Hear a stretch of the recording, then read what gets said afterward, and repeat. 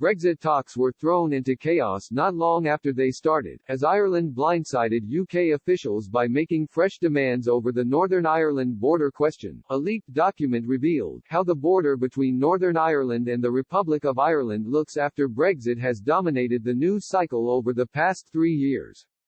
However, the border was barely mentioned in the run-up to the EU referendum. Matthew O'Toole, from County Down, worked in Downing Street as a Europe spokesperson during the campaign. He recalled the mood of 4 years ago, saying, "It wasn't just an afterthought for voters, it was an afterthought for people involved in the campaign. It definitely was not a first-tier issue." Downing Street's argument was perhaps not aided by the fact that the then Northern Ireland Secretary, Theresa Villiers, was also a staunch supporter of leaving the EU. She took a totally different view to many of her cabinet colleagues, facing criticism for saying that if Brexit happened, the UK would keep an open border with Ireland, and described claims to the contrary as scare tactics.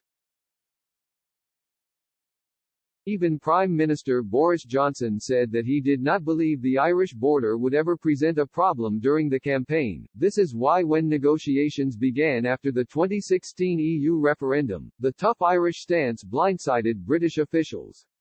Britain had believed that the question of how to avoid creating a hard Irish border would have been parked until the EU opened talks over trade and the future relationship.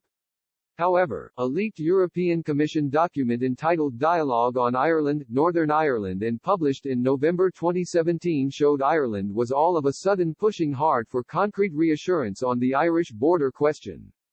The one-page paper stated that in order to preserve the Good Friday Agreement peace deal, the withdrawal agreement had to respect the integrity of the internal market and the customs union.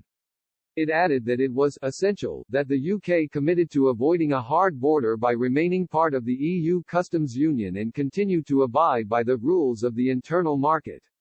It concluded that Britain had to ensure no emergence of regulatory divergence from the rules of the EU single market and the customs union, which are necessary for North-South cooperation, the all-island economy and the protection of the Good Friday Agreement.